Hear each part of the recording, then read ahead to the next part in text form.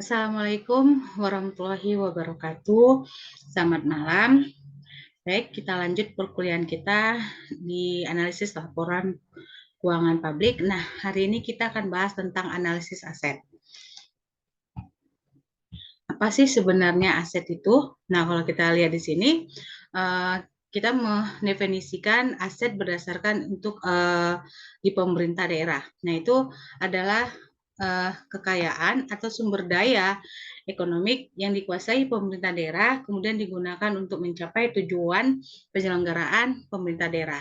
Nah, jadi berdasarkan standar akuntansi pemerintahan atau PP nomor 24 tahun 2005 ataupun sekarang adalah PP nomor 10 tahun 2010. Nah, dia mendefinisikan aset itu adalah sumber daya ekonomi yang dikuasai atau dimiliki oleh pemerintah sebagai akibat dari peristiwa masa lalu dan dari mana manfaat ekonomi ataupun sosial di masa depan diharapkan dapat diperoleh baik dari pemerintah itu ataupun masyarakat serta diukur dalam satuan uang. Nah, termasuk di sini adalah sumber daya non-ekonomi yang diperlukan untuk penyediaan jasa bagi masyarakat dan sumber daya yang dipelihara karena adanya alasan sejarah dan budaya. Nah, untuk disebutnya dia sebagai aset atau aktiva, objek atau pos yang harus memenuhi karakteristik tersebut adalah yang pertama, sumber daya ekonomi tersebut dikuasai atau dimiliki oleh pemerintah daerah. Nah, itu punya pemerintah daerah ataupun istilahnya dibilang adalah aset publik, good public gitu ya, barang publik. Nah, yang kedua adalah sumber daya ekonomi mempunyai manfaat ekonomi yang cukup pasti di masa datang. Jadi aset tersebut bisa juga memiliki manfaat di masa yang akan datang. Yang ketiga adalah manfaat ekonominya juga di masa mendatang ini dapat diukur dengan tingkat kepastian yang masuk akal. Yang keempat adalah sumber daya ekonomi yang timbul karena transaksi masa lalu. Nah, ada beberapa alasan istilahnya aset itu penting dalam pelaporan di aset. Nah, kalau kita lihat bahwa untuk pelaporan keuangan ya menentukan jenis pengeluaran atau belanja yang dikategorikan sebagai aset. Nah, pemerintah daerah di sini kalau kita lihat ya semua belanja modal atau capital expenditure ya akan dilaporkan sebagai penambahan aset dalam neraca. Tetapi ya belanja non modal yang disebut sebagai jenis belanja operasional akan mempengaruhi pos neraca, yaitu ada beberapa objek belanja barang, contohnya adalah belanja untuk persediaan dan belanja dibayar di muka. Jadi sebagian besar belanja operasional yang sifat tunai tidak mempunyai ya atau istilah tidak mempengaruhi neraca, tetapi dia mempengaruhi laporan realisasi anggaran. Namun apabila belanja operasional tersebut itu terutang, ya jadi pembeliannya secara kredit gitu ya. Jadi akan mempengaruhi pos kewajiban di neraca. Nah, selain belanja modal dan sebagian objek belanja barang, penambahan atau pengurangan aset pemerintah daerah dipengaruhi oleh transaksi pembiayaan. Nah, jadi pengakuan dan pencatatan transaksi pengeluaran atau belanja yang menambah aset dalam neraca ya dikenal dengan istilah kapitalisasi. Jadi ada beberapa permasalahan yang mungkin dialami oleh pemerintah daerah dalam pelaporan aset terkait salah satu adalah tentang kepemilikan aset yang tidak pasti. Nah, jadi harus jelas aset ini milik siapa? Pemerintah Kota Medan kah? Pemerintah Kabupaten Deli Serdang kah? Atau pemerintah Kabupaten Sedang Berdage. Nah, ini banyak yang terjadi ya kalau Anda lihat, loh, saya berada di Deli Serdang. Nah, satu langkah kemudian saya berada di Kota Medan. Nah, kemudian kita contoh lagi ya antara daerah ya Kapung Lalang, Cemen Cirim, terus masuk Binjai. Nah, jadi di situ daerah yang dimana posisinya letak wilayah di pemerintah Kota Medan, berarti itu adalah merupakan aset Kota Medan. Ya, tapi kemudian kalau misalnya dia berada di Deli Serdang, maka itu punya asetnya Pemkab Deli Serdang. Yang kedua adalah manfaat ekonomi di masa depan tidak pasti atau sulit diukur. Nah, ini yang agak susah. Ya, jadi istilahnya kalau bisa Nah, aset itu bisa diukur ya supaya tidak terjadi problem yang seperti ini. Yang ketiga adalah terjadinya perubahan nilai aset. Nah, mungkin masa asetnya sudah habis ya. Nah, bolehkah direvaluasi, Bu? Boleh. Nah, jadi ada berita acara dan ada ketentuannya bagaimana cara kita melakukan revaluasi aset itu tadi gitu. Oke, kita lihat di sini analisis aset ya pemerintah daerah. Kita melihatnya pada di sini adalah laporan neraca. Ini aset lancar ya, kemudian lagi ada aset tetap ya, kemudian ada aset lainnya. Nah, ini salah satu contoh laporan neraca pemerintah daerah. Oke. Nah, jadi berdasarkan laporan keuangan neraca ini ya kita dapat melakukan analisis aset ya pemerintah daerah. Nah, salah satunya yang pertama adalah kita membandingkan nilai tiap pos aset dalam neraca tahun sekarang dan tahun sebelumnya. Yang kedua, itu menghitung proporsi atau presentasi masing-masing kelompok aset dengan total asetnya. Berapa ya? Kemudian yang ketiga adalah menghitung modal kerja atau working capital yang dimiliki pemerintah daerah. Yang keempat adalah menghitung rasio keuangan terkait dengan aset. Dan kelima adalah melakukan evaluasi hasil perhitungan, interpretasi, dan prediksi. Di analisis pertumbuhan tiap pos aset ya dalam neraca, tujuannya di sini kita membandingkan ya bahwa tiap pos aset di neraca itu adalah kita dapat mengetahui perubahan posisi aset pemerintah selama 2 tahun periode berikutnya, ataupun bisa mengetahui apakah terjadi penurunan atau terjadi kenaikan kondisi aset pada pemerintah tadi. Nah, jadi apabila data laporan keuangan neraca itu lebih dari 2 tahun, maka di sini kita lebih mudah lagi melihat perkembangan dari aset yang dimiliki oleh pemerintah daerah ya secara komprehensif.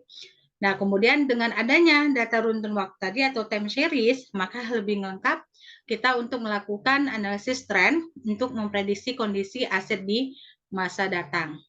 Ya, dengan menggunakan informasi laporan neraca tadi ya contoh sini adalah data tahun 2009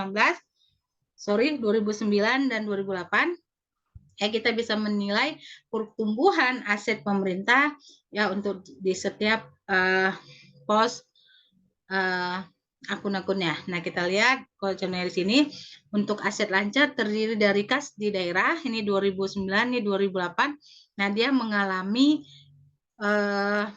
kenaikan ya, kemudian untuk kas di daerahnya, kemudian kas di swadaya rumah sakit. Nah, di sini dia mengalami kenaikan juga ya.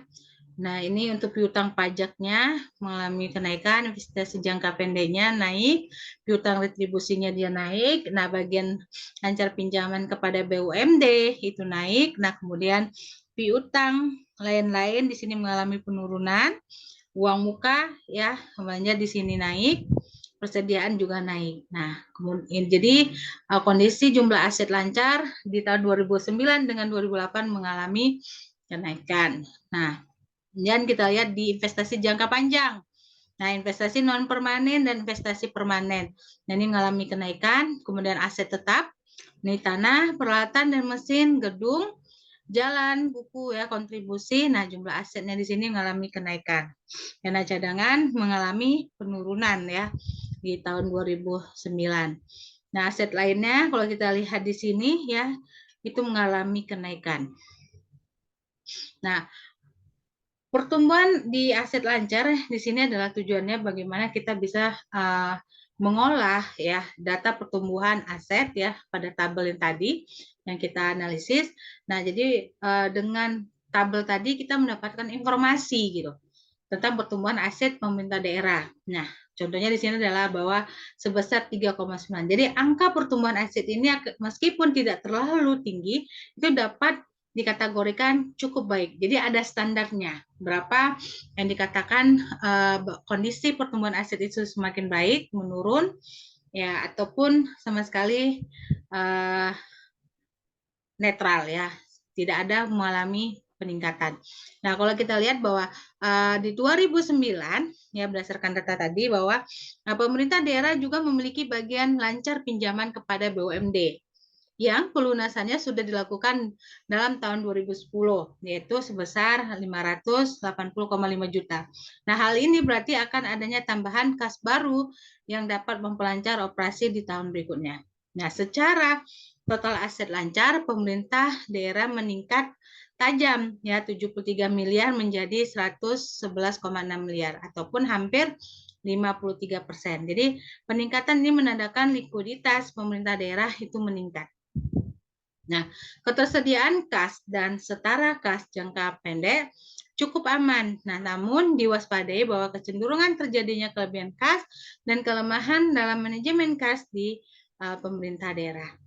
Baik, nah kita lanjut di pertumbuhan investasi jangka panjang. Nah, kalau kita lihat ya penjelasannya tadi ya bahwa di 2009 ini ya, investasinya itu memperoleh 64,5. Nah, kita lihat sepintas bahwa informasi mengesankan bahwa tahun 2009 pemerintah itu daerah ya mulai gencar melakukan investasi khususnya adalah investasi keuangan.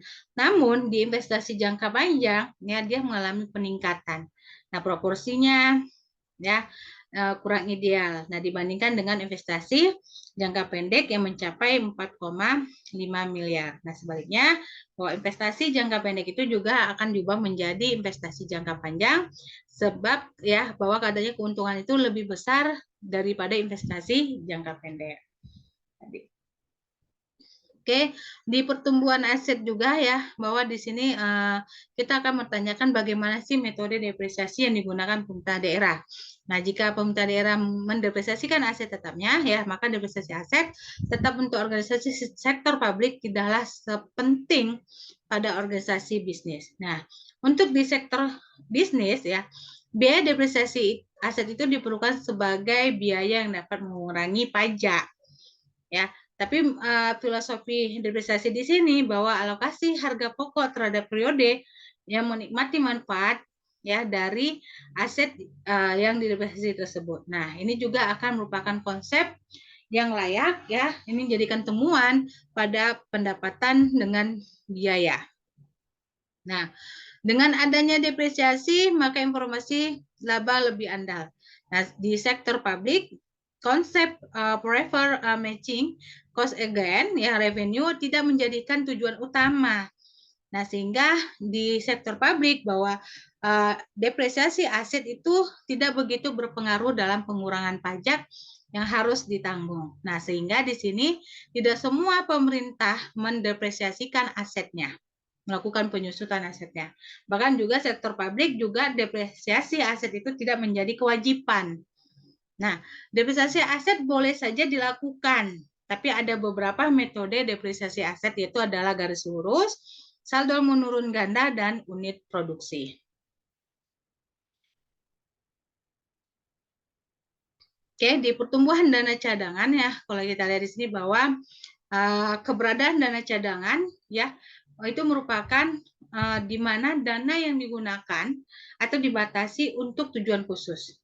Nah, jadi dana cadangan itu bisa terbagi ada berwujud kas ataupun setara ya, namun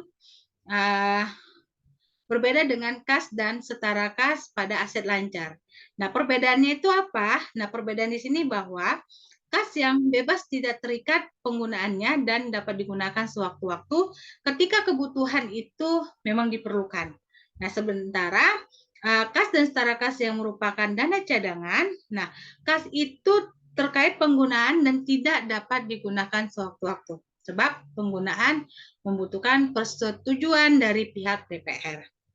Nah, kemudian kita lanjut melihat pertumbuhan aset lain yang ada di laporan neraca tadi.